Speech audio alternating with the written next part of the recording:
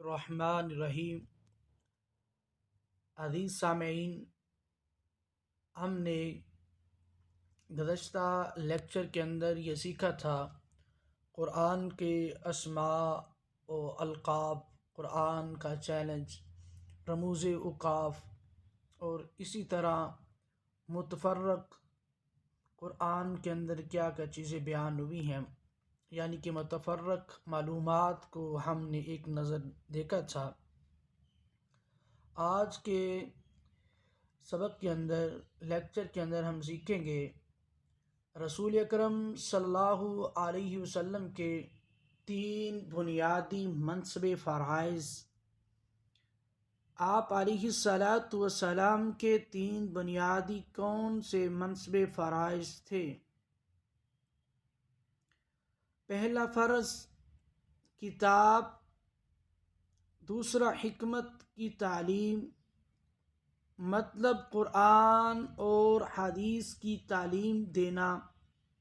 آپ علیہ الصلاۃ والسلام کا یہ منصب فرائض میں شامل ہے۔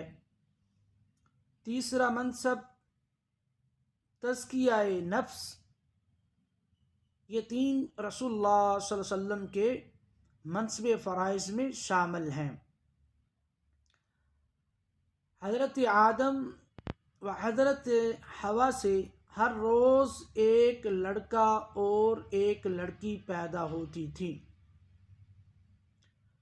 پہلا قرآن ہیبرک کے مقام پر 1113 ہجری کو طبع ہوا۔ یہ نسخہ دارالکتب المصریہ میں موجود ہے۔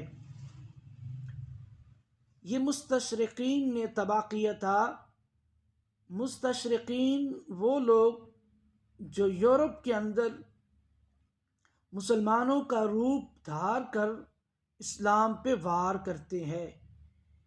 یہ مستشرقین لوگ ملحد قسم کے لوگ ہیں جو اپنے آپ کو اسلامی اسکالر کہہ کر لیکن اسلام کے خلاف، خصوصاً احادیث کے خلاف، یہ اپنی قلم کے ساتھ احادیث کو نقصان پہنچاتے ہیں، احادیث کا حیلے بہانے سے انکار کرتے ہیں۔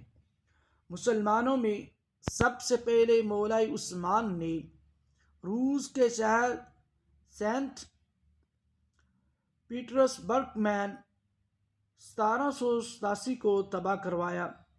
لفظ قرآن قرآن مجید میں 65 دفعہ آیا ہے۔ اپولو 5 کے ذریعے قرآن کو چاند پر بھیجا گیا۔ اب یہ قرآن کو کب بھیجا گیا؟ 26 جولائی سے 7 اگست 1971 کے درمیان قرآن کو چاند پر بھیجا گیا۔ 11 مرتبہ یعنی کہ 11 غزوات کا ذکر قرآن مجید میں آتا ہے۔ ختم نبوت کا ثبوت 99 آیات سے ملتا ہے کہ یہاں سے ختم نبوت کا عقیدہ مسلمانوں کے لیے ثابت ہوتا ہے۔ ایک آیت نہیں، 2 نہیں، بلکہ 99 آیات سے ختم نبوت کا عقیدہ ثابت ہوتا ہے۔ وہ جملے جن کے الٹنے سے بھی وحی رہتے ہیں، مثال کے طور پہ کل فی فلق، دوسرا جملہ ربک فکبر، فکبر وربک، یہ جب جملے ان کے الفاظ چینج بھی کریں، آگے پیچھے بھی کریں، تو معنی و مفہوم وہی رہتا ہے۔ قرآن مجید میں کفار کا ذکر، فرعون، قارون، حامان، آزر، سامری، ابو لہب کا ذکر قرآن مجید میں آتا ہے۔ یہ 6 کفار ہیں، 6 قسم کے مشرک لوگ ہیں جن کا ذکر قرآن مجید میں آتا ہے۔ دنیا اسلام سے پاکستانی قاری شاکر قاسمی کو سب سے پہلے اقوام متحدہ میں تلاوت قرآن کا شرف ہوا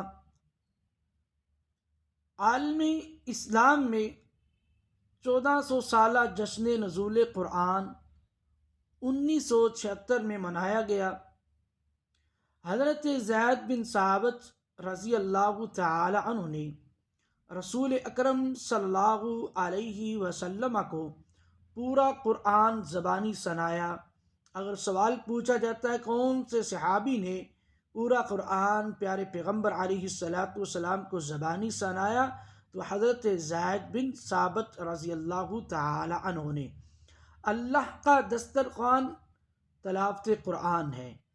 قرآن کو 3 دن سے کم نہیں پڑھ سکتے، کیونکہ انسان جب جلدی کے ساتھ قرآن کو پڑھے گا تو قرآن کا معنی اور مفہوم، اس کی ادائیگی، اس کے مخارج کے اندر انسان نقص پیدا کر دے گا، معنی مفہوم بدل جائے گا، معنی مفہوم کی سمجھ نہیں آئے گی۔ اس لیے قرآن کو 3 دن سے کم میں قرآن ختم نہ کیا جائے۔ قرآن کا موضوع جو اصل موضوع ہے وہ انسان ہے۔ قرآنی مجید کے اندر انسانوں کے گروہوں کا ذکر، اولیاء اللہ، اولیاء الشیطان، حزب اللہ، حزب الشیطان، اصحاب الجنہ، اصحاب النار، اصحاب الیمین، اصحاب الشمال، اصحاب المیمنہ، اصحاب المشأمہ، مومن اور کافر۔ اب اولیاء اللہ، اللہ کے دوست، اولیاء شیطان، شیطان کے دوست، حزب اللہ، اللہ کا گروہ، حزب الشیطان، شیطان کا گروہ، اصحاب الجنہ، اہل جنت، اصحاب النار، اہل نار، اصحاب الیمین کا مطلب یعنی کہ جنت والے، اصحاب الشمال کا مطلب یعنی کہ جہنم والے، بائیں ہاتھ والے، جہنم والے، اصحاب المیمنہ کا بھی یہی مطلب ہے، اصحاب الشمال کا بھی یہی مطلب ہے۔ مومن اور کافر کے بارے کے اندر آپ جانتے ہیں۔ جزاک اللہ خیرہ۔